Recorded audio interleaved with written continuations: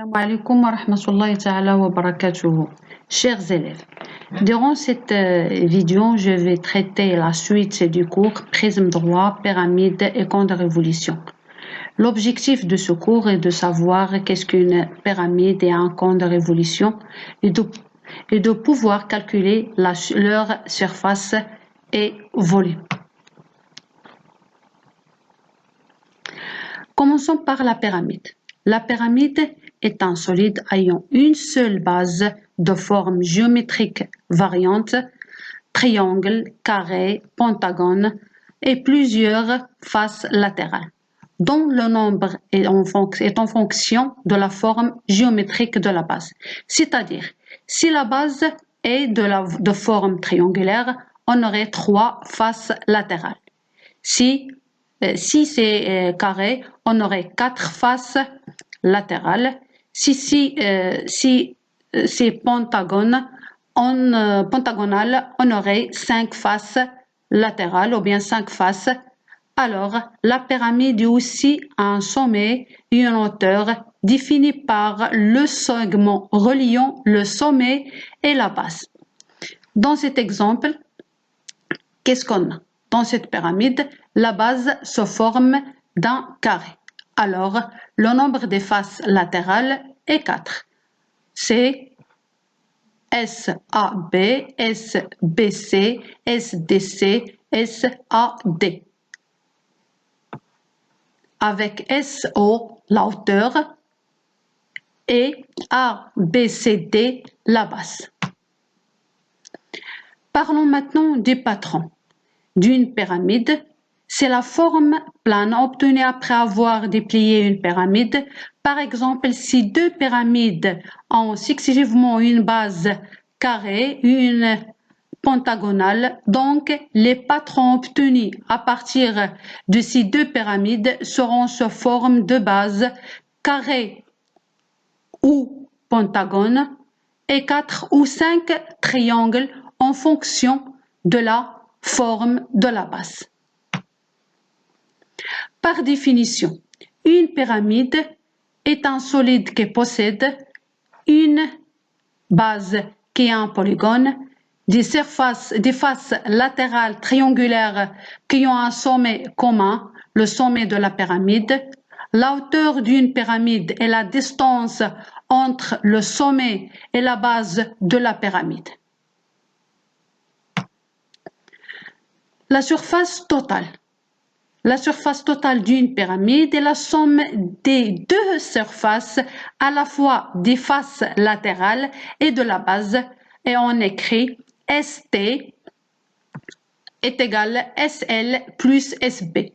Avec ST, c'est-à-dire que ST, la surface totale, égale la surface latérale plus la surface de base. Pour le volume, c'est le tiers du produit de la surface de la base et la hauteur. Pourquoi le tiers? Puisque la pyramide représente le tiers d'un prisme droit. Et le volume d'un prisme droit, c'est la hauteur multipliée par la surface de la base. Alors, le volume d'une pyramide égale la surface de la base multipliée par la hauteur et ce produit divisé par 3. La deuxième partie de ce cours concerne le camp de révolution qui est aussi un solide avec une seule base mais qui a une forme circulaire obtenue par la révolution d'un triangle rectangle autour de l'un de ses côtés, ce qu'on appelle axe de révolution. L'axe de révolution SO.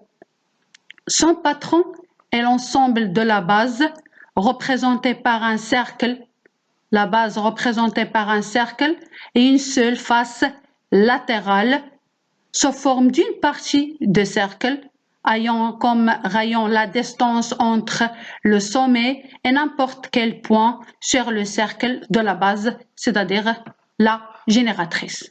Alors, pour le camp de révolution, la distance SO est la hauteur, la distance, la génératrice S est le sommet, SO, la hauteur, SA, la génératrice.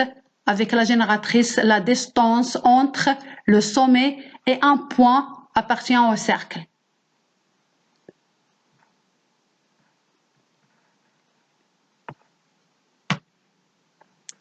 Donc, après cette petite introduction, il est important de parler des principaux paramètres d'un cône de révolution. Comme on a déjà cité, le cône de révolution est un solide obtenu par la rotation, bien par la révolution d'un triangle rectangle autour de l'un de ses côtés, et ce cône serait défini par sa base qui est un disque ayant comme rayon R, sa surface latérale, son sommet, sa hauteur qui est le segment ou bien la distance entre le sommet et le centre de la base, et la génératrice étant la distance entre le sommet et n'importe quel point du cercle de la base, ce qu'on nomme A. Maintenant, pour calculer la surface totale d'un cône de révolution, il est primordial de calculer d'abord la surface latérale qui est déterminée par le produit de la génératrice A, le rayon de la base R et le nombre pi.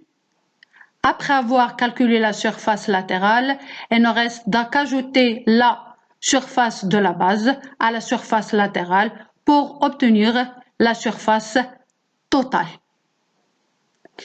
La surface totale du cône. La formule pour calculer le volume d'un cône de révolution est similaire à celle d'une pyramide. C'est le tiers du produit de la surface latérale et de la hauteur. C'est juste que la surface latérale du cône est calculée différemment. Alors, le volume d'un cône de révolution égale la surface de la base multipliée par la hauteur, ce produit divisé par 3. C'est ça le volume d'un cône de révolution. Voici quelques exercices pour appliquer ce qu'on vient d'apprendre et pour mieux assimiler notre cours. L'exercice 1 concerne une pyramide dite S, A, B, C, D, ayant comme base le carré ABCD par un côté de 3 cm et une hauteur SO, la hauteur SO, et n'oubliez pas que la hauteur est toujours perpendiculaire à la base, de 4 cm de longueur. Essayons de calculer l'aire de ce carré ABCD. Il est évident que l'aire ou bien la surface d'un carré donné est le côté multiplié par le côté. Dans le cas de notre carré ABCD, sa surface serait 3 à la puissance 2, donc 3 multiplié par 3 qui est bien 9 cm carrés. Pour calculer le volume, de cette pyramide, on doit évoquer la formule de calcul de la pyramide qui est bien le tiers du produit de la hauteur et de la surface de la base. Nous avons ici la hauteur et la surface de la base qui sont les deux connus. Donc, ce volume est égal au tiers du produit de 9 cm carrés et de 4 cm, ce que nous donnera 36 divisé par 3. Alors, le volume de cette pyramide est égal à 12 cm3.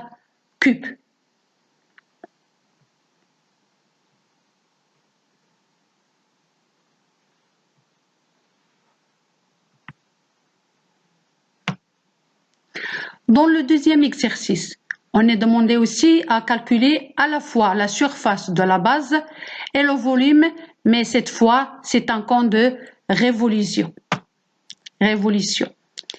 La base de ce cône est un disque de rayon AB égal à 3 cm, sachant que l'aire d'un disque est le produit du nombre pi et le carré du rayon, donc l'aire de la base est pi multiplié par 3 à la puissance 2.